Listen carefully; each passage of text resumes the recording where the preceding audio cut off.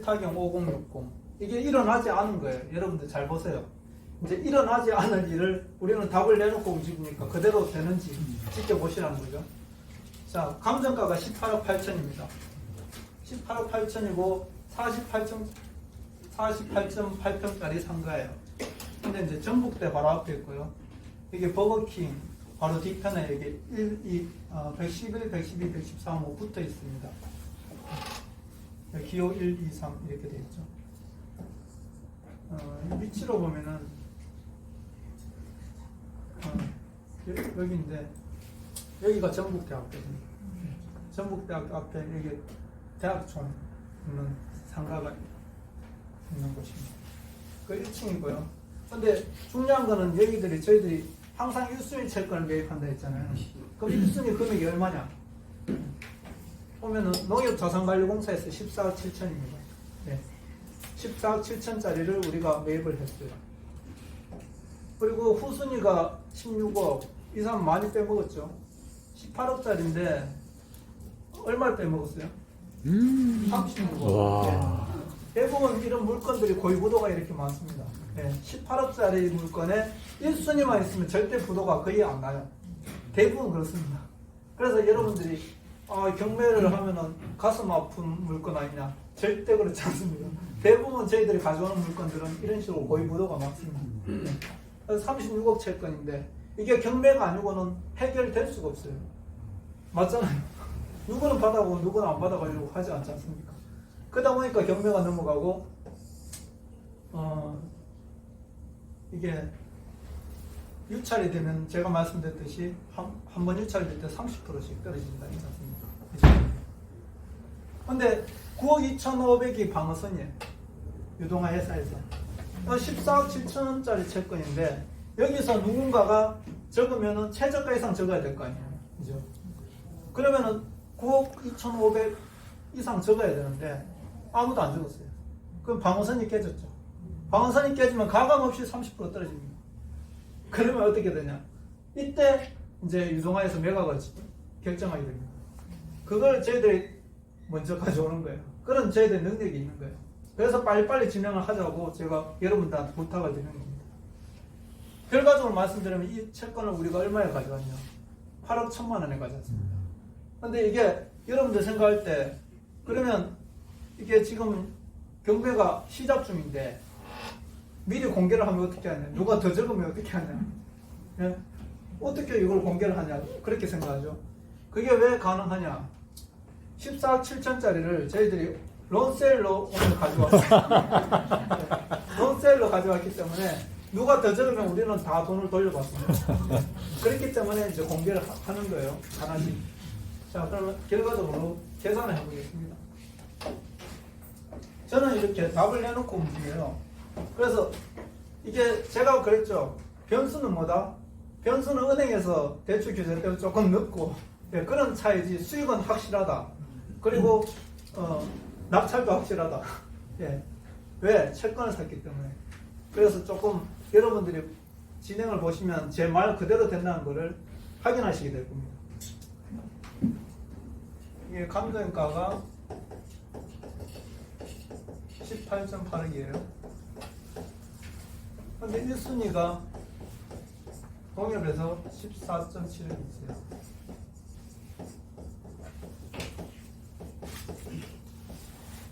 근데 이걸 얼마에 가져왔다고요? 8.1억에 가져왔습니다.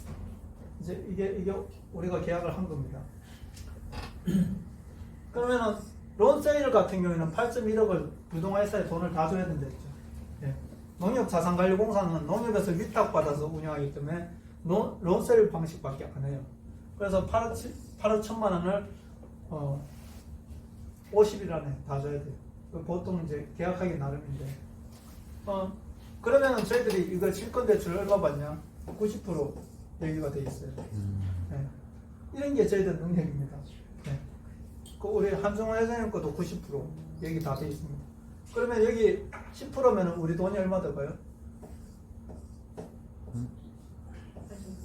8,100만 원. 그죠? 자, 8,100만 원 들어가요. 먼저. 그 다음에 우리가 낙찰을 얼마 적을 거냐? 이제 경매 낙찰 14.5억 정도 적을 겁니다. 14.7억 적으면 눈치 보이잖아. 그러면은 14.5억을 적으면은 80% 대출 계산해 보십시오. 얼마 나옵니까?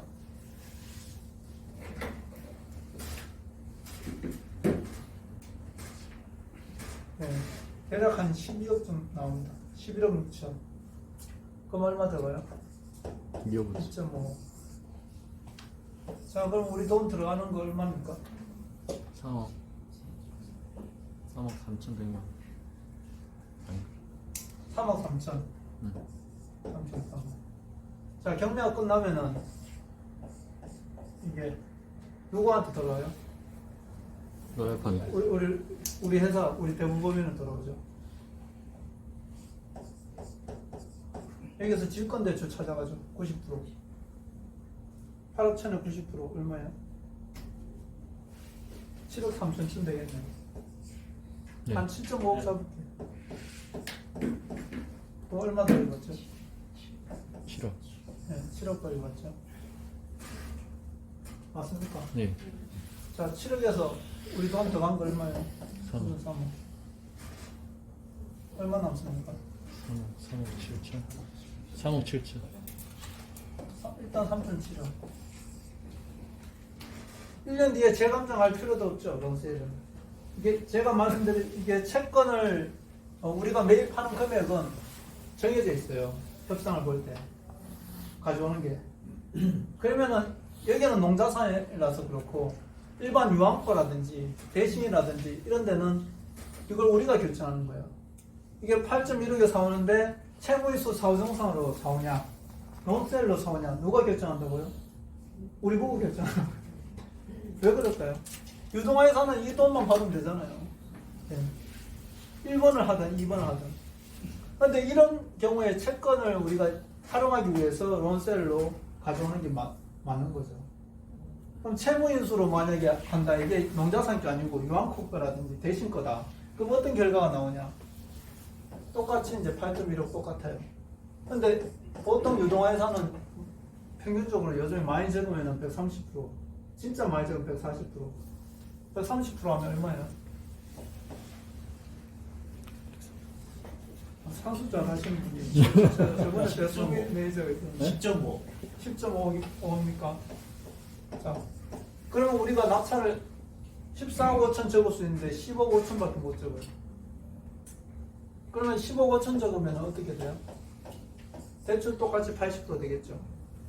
그럼 8억. 그럼 2.5억. 자, 들어가는 돈은 3억 3천이 들어가는데 채무인수를 했을 경우에 2억 5천이 들어갑니다. 맞죠? 네. 적게 들어가요. 그래서 이게 채권 금액이 비슷하면은 채무인수로 가는 게 맞아요. 돈이 적게 들어가니까. 왜냐? 채무인수로 가면요, 이거 채권 사는데 직권 대출 받고 여기 계약금 들어갈 필요가 없는 거예요. 네.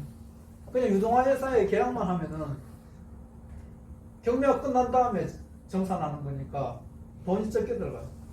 그래서 여러분들이 자꾸 제 강의를 듣고 우리 로얄펀드 진행하는 걸 보시면요, 아, 이 물건은 이래서 채무인수 사후정산으로 가는구나, 이 물건은 이래서 론셀로 가는구나 판단이 되실 거예요. 그러면 결과적으로 이게 경매가 끝나면은 똑같이 돌아오겠죠. 10.5억이. 그럼 우리가 8.1억에 샀으니까 얼마 돌려줘요? 2.4억. 2.4억. 그럼 2억 5천 들어갔다 2억 4천 돌려받아요. 그죠? 그리고 중요한 거는 이렇게 되면은 여기는 대출이 8억 남죠. 그죠? 전에 36억짜리가 없어진다는 거예요. 경매에서 좋은 게 뭐예요? 원래 여기 부채가 36억이 있었잖아. 1순위 14억 7천, 2순위 3순위 쭉 있어가지고 36억이 있었잖아. 네? 일반 매매로는요, 절대 이게 해결이 될 수 없잖아요. 근데 법원에서 말소를 시켜줘요. 깨끗하게. 그러면은 결과적으로 보면은 론셀로 했을 때 36억이 없어지고 12억만 남는다. 맞죠? 채무 인수를 했을 때 36억이 없어지고 8억만 남는다. 근데 론셀로 했을 때는 우리가 채권을 활용했기 때문에 경매가 끝나고 우리 돈 다 건지고 바로 3억이 나옵니다. 그래서 이걸 우리가 7개월 상품을 한 거예요. 7개월 상품으로 여러분들한테 이게 아유 14개월 너무 길다. 한 번씩 7개월짜리 한번도 달라. 그래서 우리가 이걸 진행한 겁니다. 예. 그래서 투자자분들한테 이런 게 나오면 저희들이 먼저 얘기를 하고 선순위를 하시는 분한테 끝내요. 그리고 또 다른 물건을 가요. 그럼 제 입장에서는 이런 물건들을 많이 하면은 수익이 제가 그랬죠. 200% 이상 낸다고. 수익 내는 거 확실합니다. 근데 이게 끝나야지 또 다음 물건을 할 수가 있어요. 맞죠? 제가 지난주에 네 개의 물건을 얘기를 했어요. 그죠? 4개의 물건을 했는데 지금 오늘 또 하나가 끝났습니다. 제가 설명을 드리겠습니다. 근데 결과적으로 현재 저희들이 이제 이게 투자금 들어오는 게 부족하다 보니까 저희 회사 자금을 넣는 거예요. 이런 거 마무리를 이제 하려고 하니까. 예. 그래서 이제 마무리를 하려고 하니까 3억 우리 투자 받았는데 모자란 거 우리가 이제 마무리하는 거죠.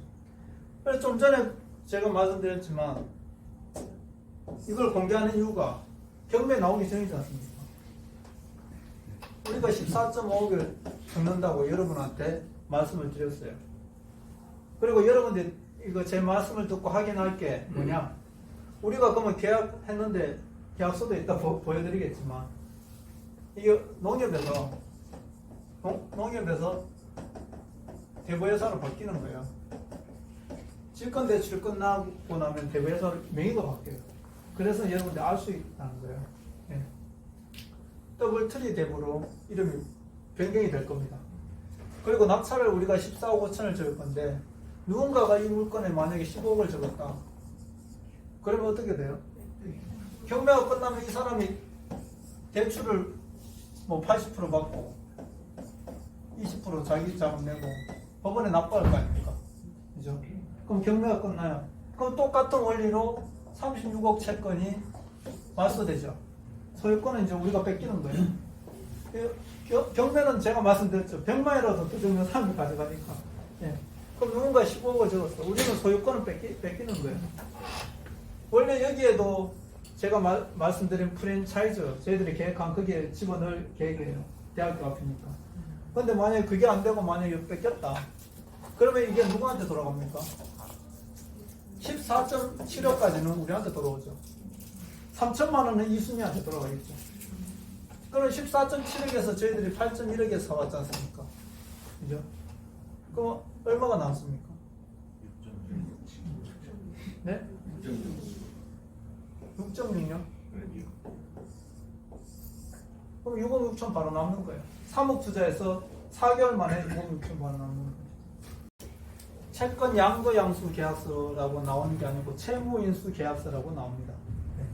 근데 이제 론셀 방식으로 이건 채권 자체를 양수한다. 그래서 양도 양수 계약서라고 나오고, 네. 이거는 오늘 날짜죠. 여기 보면은 금액 제가 말씀드렸죠. 아까 14억 7천만 원짜리를 8억 1천만 원에 이렇게 나옵니다. 그래서 이제 8억 1천만 원에 우리가 14억 7천짜리를 가지고 온 거예요. 그래서 이제 과감하게 공개를 할 수 있는 게 가지고 왔기 때문에 누군가가 더 적으면 어떻게 된다?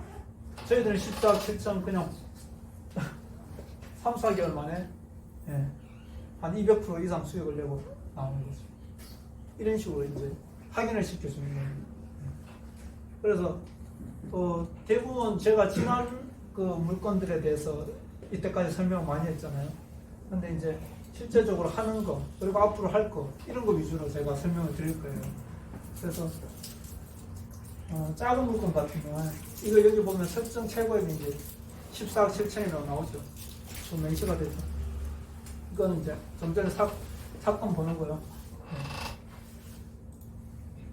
1층에 3개다. 이거는 전체 이제 농협의 원리금 계산서 이런 겁니다.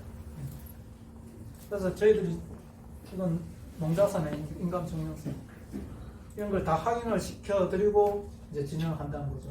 그러니까 여러분들이 그냥 일반적으로 어떤 경매 투자회사 뭐 이런 데 가면은 사실적으로 공개를 안 하는 데가 많이 있습니다.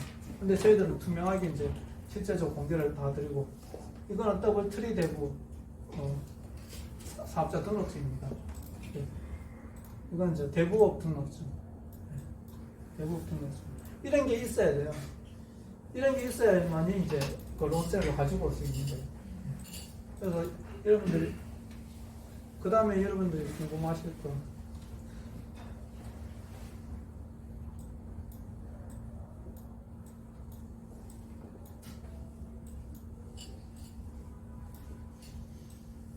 이거는 우리가 매수 양서 제출했는 거예요. 이런 식으로 매수 양서를 이제 다 제출하고 진행합니다. 그냥 우리가 말로만 그냥 이제 구두상으로 하더라도 실제적으로 유동화 회사하고 매수 양서를 올려서 승인을 받고 난 다음에 움직인다는 거죠. 근데 제가